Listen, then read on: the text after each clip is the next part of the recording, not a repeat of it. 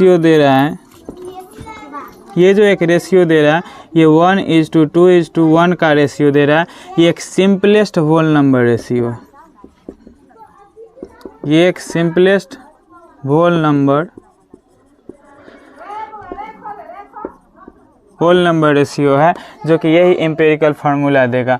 तो C6H12O6 जो है यहाँ पर फिर से 6:12:6 ये जो आया ये फिर से ग्लूकोज का एक्चुअल रेशियो आ गया। जो इसके पहले से रेशियो थे वही रेशियो फिर से आ गए, उसी को हम बोलेंगे एक्चुअल रेशियो। और ये जो रेशियो आ गया यही रेशियो क्या कहलाया, मॉलिक्यूलर फार्मूला कहलाया।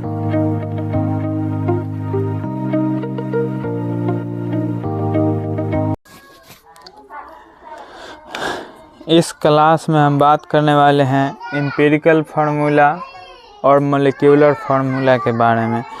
तो सबसे पहले एम्पिरिकल फार्मूला क्या होता है।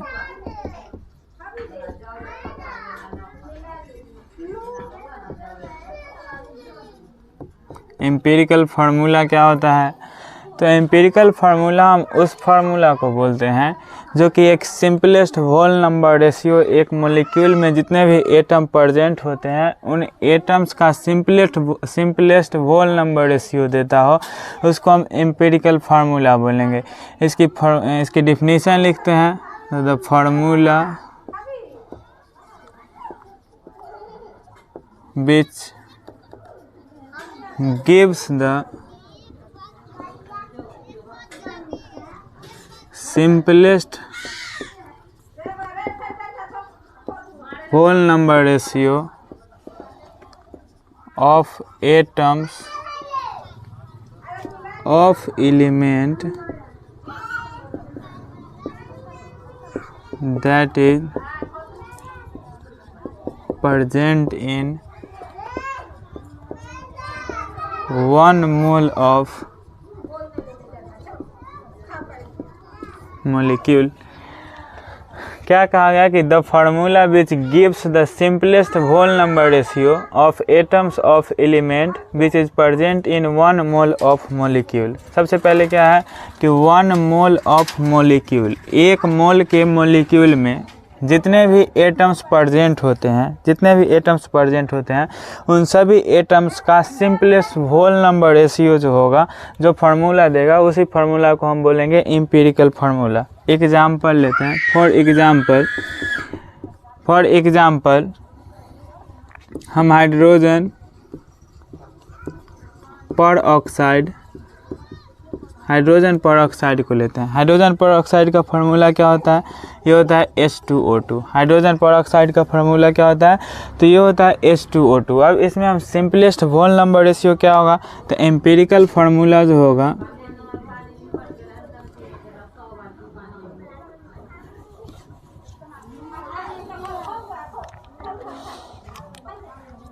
ये हुआ हाइड्रोजन पर ऑक्साइड। इसमें से हम क्या कर सकते हैं, कॉमन फैक्टर निकालेंगे। कॉमन फैक्टर, यही कॉमन फैक्टर जो होता है इसी को हम मल्टीप्लाइंग फैक्टर भी कहते हैं।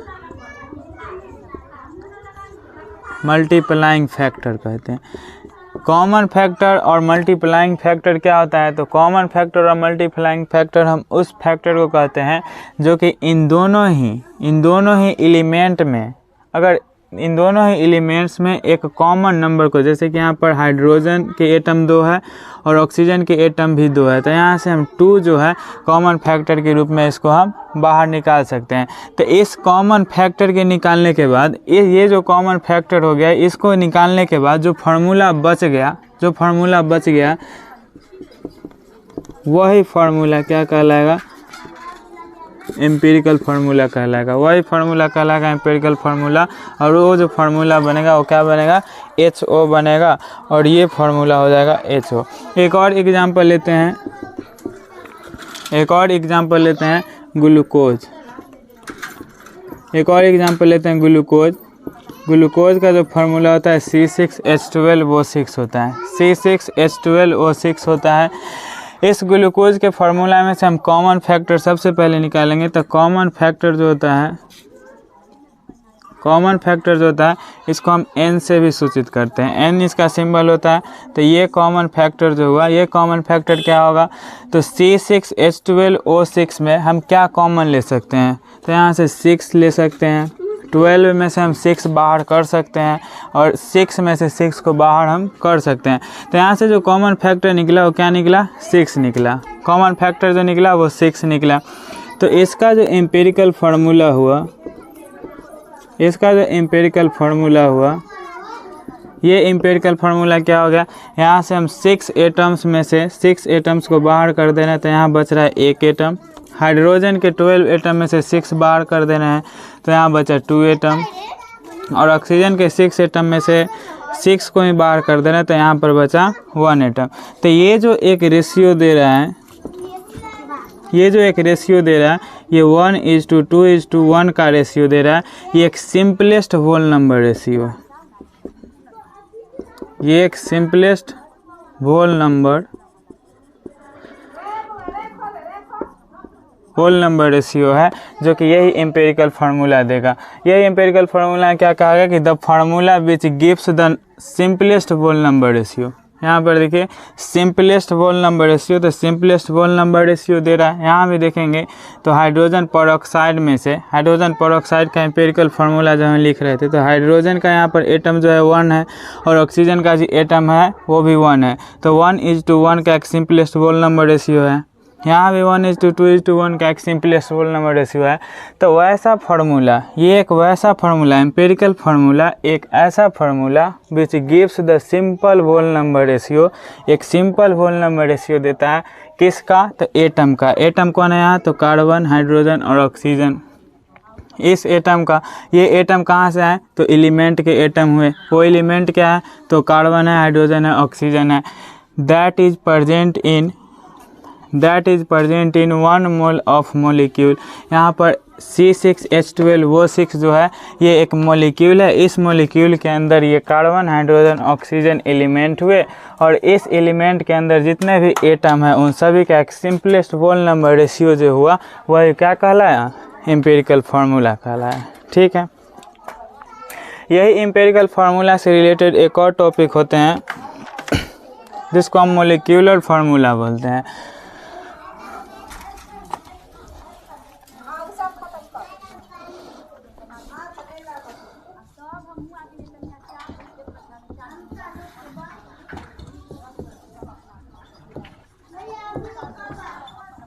मोलिक्यूलर फार्मूला इसको बोलते हैं।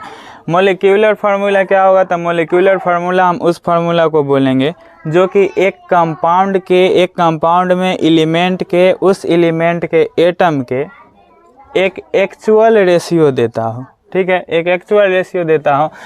एम्पिरिकल फार्मूला क्या देता था, एक सिंपलेस्ट होल नंबर रेशियो देता था। जैसे कि हम कार्बन C6H12O6 से ग्लूकोज को लेते थे, यहाँ से कॉमन फैक्टर हम n को निकाल लेते थे 6, तो इसमें से बचता था CH2O और ये कार्बन 1 है, हाइड्रोजन 2 है, ऑक्सीजन 1 है।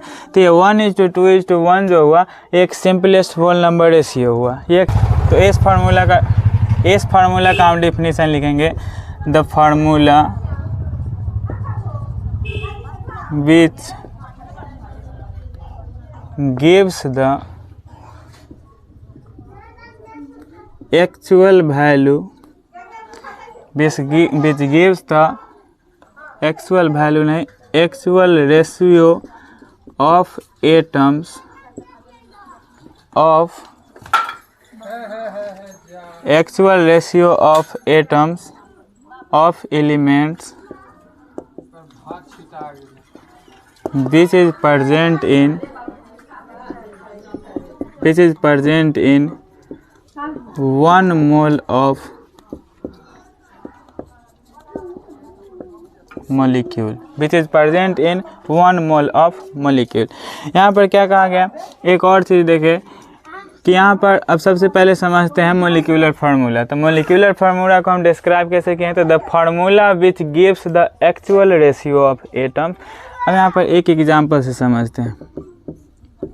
हम लिए थे ग्लूकोज को, C6H12O6 को लिए थे।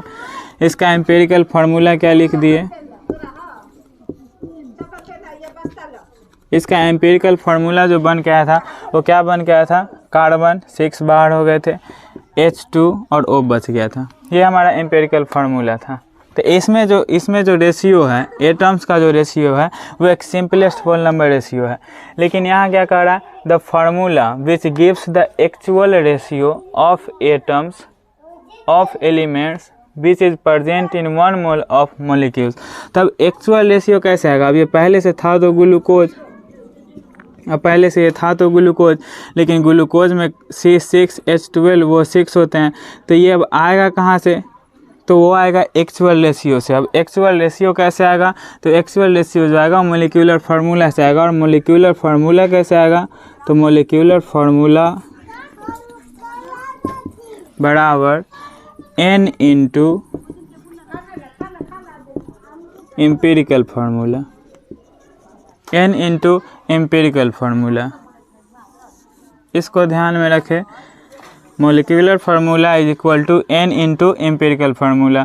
जैसे कि यहाँ पर C6H12O6 हमारा ग्लूकोज था, इसमें हम कॉमन फैक्टर कितना ले रहे थे, 6 ले रहे थे। कॉमन फैक्टर N को हम कितना ले रहे थे, 6 ले रहे थे।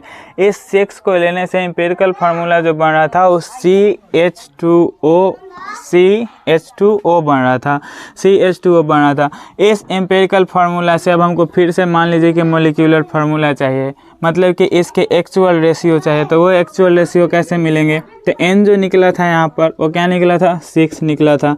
एम्पिरिकल फार्मूला जो बना था वो क्या बना, CH2O बना।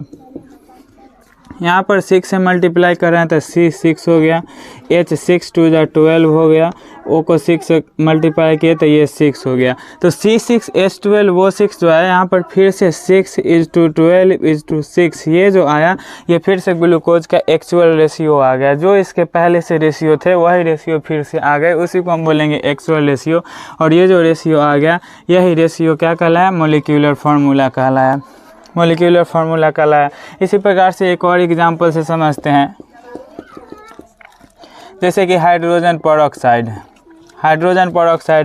यहाँ से अगर हम सबसे पहले एम्पिरिकल फार्मूला लिखें तो इसका कॉमन फैक्टर हम लिखते हैं 2, इस कॉमन फैक्टर के लिखने से एम्पिरिकल फार्मूला जो बना वो बना HO। अब इसी एम्पिरिकल फार्मूला से हमको चाहिए मोलिक्यूलर फार्मूला, तो molecular formula is equal to N into empirical formula हम जानते हैं N का मान कितना है, 2 है, और एम्पिरिकल फार्मूला क्या बन गया, HO। तो हाइड्रोजन के 2 एलिमेंट, हाइड्रोजन को 2 से मल्टीप्लाई करेंगे तो H2 और ये हुआ O2। तो यहाँ पर फिर से जो बन के आया वो एक्चुअल रेशियो में जो बन के आया वो बन के आया हाइड्रोजन पेरोक्साइड फिर से बन गया। तो यही एम्पिरिकल फार्मूला और मोलिक्यूलर फार्मूला में रिलेशंस होते हैं।